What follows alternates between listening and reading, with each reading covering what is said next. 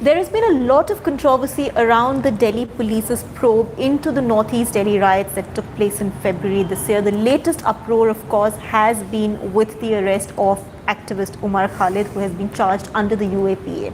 Ananya Bhardwaj, who tracks the Delhi police for us, who tracks the Home Ministry for us and covered the riots as well, is here to help us understand what the furor is about, who is saying what, and what has the Delhi police's response or defense been all through this while. Do start sending in your questions. Ananya will be happy to answer them. Ananya, so we know Umar Khalid has been, of course, the latest point of contention, but can you just give us a brief of how this investigation has progressed? What has the probe found so far, and why has it become so controversial? So first I'll talk about Umar Khalid, since we are talking about his arrest. So he was arrested last week, and he has been sent to 10 days police custody. Now Umar's name has figured out in several charge sheets that have been filed by the police. His name also finds mention in the main conspiracy case that has been filed, which is now being investigated by the special cell, stating that he is one of the co-conspirators of the riots. So the theory that the Delhi police has narrate the entire episode that they have narrated in the FIR and then the charge sheet also, is that Umar Khalid, along with others, conspired to orchestrate these riots, and they chose the timing of Trump's visit to make these riots happen. So what they did essentially was to talk to a lot of people. Then they encouraged the women, even the children of the minority community, to hold a sit-in protest in Jafrabad, where the riot started from. Then the allegation is also that these people pumped in funds. They were in fact in connivance with the Popular Front of India. They pumped in funds. In fact, the ED had submitted a report to the Ministry of Home Affairs saying that they have bank account details of how PFI pumped in money in Delhi, and how the money was withdrawn to then buy things like petrol bombs and other things that were used in the riots. So there are a list of allegations that are there on how Umar Khalid, along with others, have conspired to instigate these riots in Northeast Delhi. Right. And who are the other people who have been named? Because as I mentioned, a lot of these names have become controversial now, the inclusion of these names. So we have the two Pinjra Tod members, Devang Kalita and Natasha Narwal. These are the two people who have been named as conspirators in the charge sheet. Then we have we also have Umar Khalid, of course, who's one of the main. Then this United Against Hate member, Kefi, we have him as one of the alleged conspirators. A controversy erupted when Delhi police, in one of the disclosure statements, named Yogendra Yadav, Sitaram Yechury and other. So what was that about? Can you just put that in context a little bit? See, what happened was that there are two things in an investigation. One is the evidence that the Delhi police gets, which would be hardcore evidence, like a conversation between two people suggesting that these people were involved in a riot, and this is how we know that they were involved. And another is a disclosure statement. If somebody is arrested, like in this case, Fatima is one of the accused in the case. She is arrested. It's a statement given by her to the police, which is not admissible in the court. Right. And what makes it even more controversial is that these statements in which it is mentioned that Apurva Nand or Rahul Roy, the filmmaker, or Umar Khalid, these people were in touch with me and told me that we have to do something big and we have to start, even if it leads to a riot, it doesn't matter. So these statements are, the police claims as a disclosure statement by the people who have been arrested, but they have not even been signed by them. Right. So now these statements are made part of the charge sheet, but these are not admissible in the court. So in one of these disclosure statements, names like Yogendra Yadav, Sitaram Yechury propped up, and the allegation being that these people also participated in one of the protests and gave speeches in the anti-CAA protest. So that is the reference in the disclosure statement. This doesn't mean that these people have been made a party or are accused of conspiring a riot. So these are not accused. barely names that are mentioned in a disclosure statement, which, mind you, are not even admissible in the court. Right. So, now let's talk a bit about what is the kind of criticism that has come the way of the Delhi police. There, as I mentioned, several senior, reputed, respected people have in fact questioned the fairness of the probe. So, first of all, Julio Ribeiro, who is the former Commissioner of Police of Bombay, he has also been DGP of Gujarat, Punjab.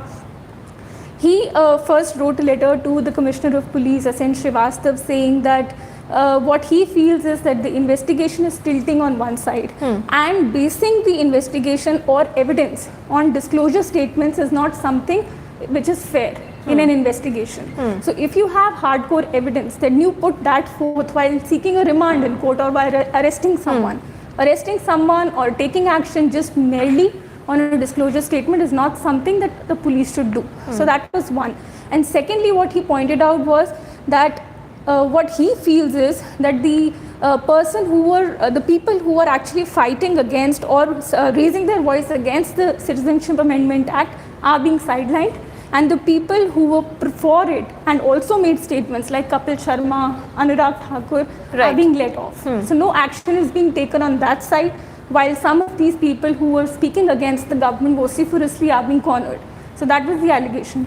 In fact, Prashant Bhushan has and made a others statement today, right? Yes, today they Saida Hamid, who's the former planning commissioner member, then Mr. Bhushan, Kavita Krishnan, CPI-ML leader, and DUTA President Nandita Narayan also were there today, and they had held a press conference questioning the police on the arrest of Umar Khalid, and they said that it's a witch hunt against young minds. Another important point they raised was that it was inquisition of the anti-CAA 2019 protest.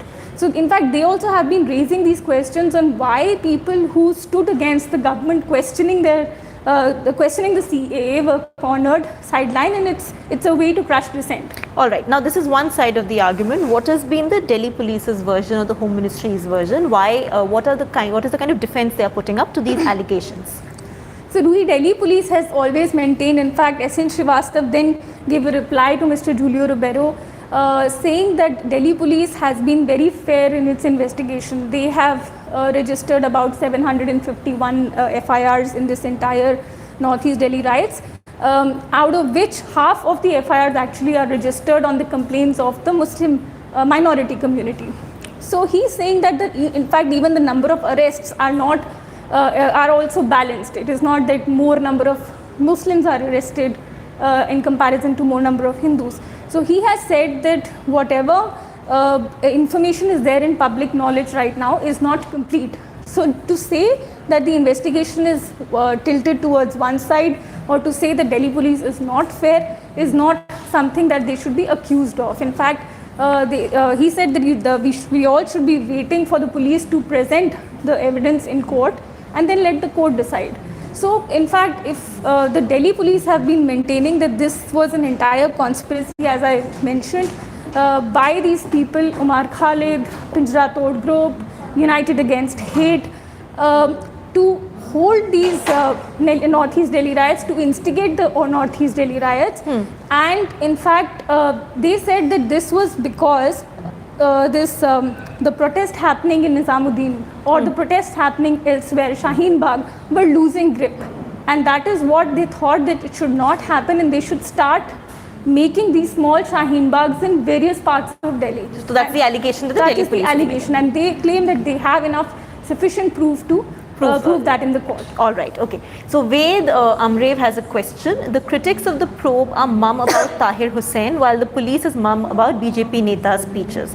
What do you think? Sorry. The critics of the probe, they are quiet about Tahir Hussain, while the police is mum about BJP Neta's speeches, which, as you mentioned, Kapil Mishra and Anurag Thakur. What do you think? Now, actually the point is, I think what the viewer is trying to ask is that it has become such a politicized and polarized probe. What happens? Where is it going to lead this way?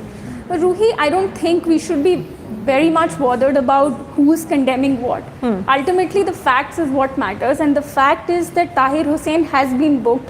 He has been removed from the party. He is in jail. He is being investigated, and he has a case against him. While we see, on the other hand, Anurag Thakur, Kapil Mishra, all these people who I mean, we think possibly there is an evidence because there is videographic evidence, no question. In fact, no FIR was registered, not even a complaint was filed against them. No sort of inquiry also was initiated against them. So these are the facts that we are looking at currently. These are hard facts. So whether somebody is condemning or not talking about Tahir Hussain or Kapil Mishra really does not matter. Right, and any investigation into anything as sensitive as a riot will always be political in absolutely. nature. This is a question from Kathirvel Mahalingam. What is the position of the Delhi government in this case? Delhi government in fact has been quiet about this case. Initially when Tahir Hussein's name had cropped up, they had removed him from the party after the case was registered and he was arrested, and Delhi police said that they have sufficient proof against him. In fact, a lot of bottles and material that was found on his terrace that was recovered, and after the matter went to the court, he was expelled from the party. But all in all, no such statements have come out from the Delhi police, from the Delhi government regarding the investigation or the probe or any details for that matter. Right, it's a tightrope walk for the Delhi government. Ishan Bora, is the Delhi police clearly targeting vocal voices which are critical of the RSS? I mean, that has been the allegation. That is one of the allegations what too many people have now been pointing out. Now what we need to see is the Delhi police has claimed that they have pages of 11 lakh pages as evidence against Umar Khalid. So now what we need to see is what all do they write in the charge sheet, what comes out of the interrogation after 10 days. He has been booked under UAPA, which is a stringent law. Right. Particularly after being amended, it's become even more stringent. Yes, it has become more amended. And then he has been booked under section 13, 16, 17 of the UAPA, which I'd like to tell viewers, section 13 would be unlawful activities. Section 16 is act of terrorism, and section 17 is funding, in this case Northeast riots. Right. So it relates to funding of an unlawful activity. So in this case it's the riots. All right. Vinay Balaji, were the police acting as an accomplice to the Hindu mobs, or do we need more gun control in India? So I think let's go back to the riots a little bit, because Ananya, you were also on the field. In fact, we had an entire battery of reporters reporting from the ground. This was just before COVID hit, so it was possible to be on the ground in the midst of a crowd. So if you can just recap a little bit, like this viewer has a particular concern. So it started on the 23rd of February, and in fact, as you said, I along with other reporters were there on the field, and I would just narrate a personal experience. It is not about, because now we see that there is no action or no case against any police officer as such for not acting or not taking appropriate action on the ground. But when we went on the ground, we could see that the presence of police personnel was very minimal.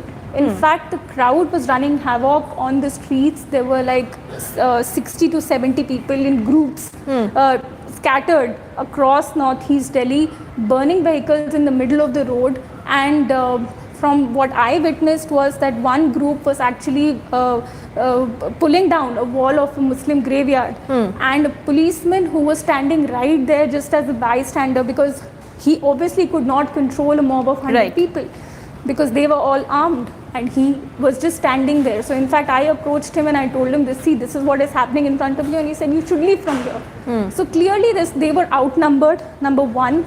It appeared that they had no control over the situation on the ground, and this was actually the scenario for 2 days when the mob went and torched shops and torched vehicles and did vandalism. So this was the scene for 2 days. In fact, only on the third day, that too later on, the area domination exercise started and all the troops moved in and the police took charge of the situation. Right. Okay, I'll take one last question. This is again from Ved Amrev. What do you think about the book that was banned? Do you see it as an alternate view or pure fabrication? So this is about the Delhi 2020 riots, but I don't think that... do you have any idea what was in the book? I haven't. I'm sorry, I won't be able to answer this because I haven't gone through it. But I think we should refrain from even making any such comments. Because we actually don't know what was in the book. Yeah, so exactly. So not sure. I really would not know. Right. Well, thank you so much for sending in your questions and for tuning into Government Matters. Thank you, Ananya, for being here. Do keep subscribing to our YouTube channel for much more.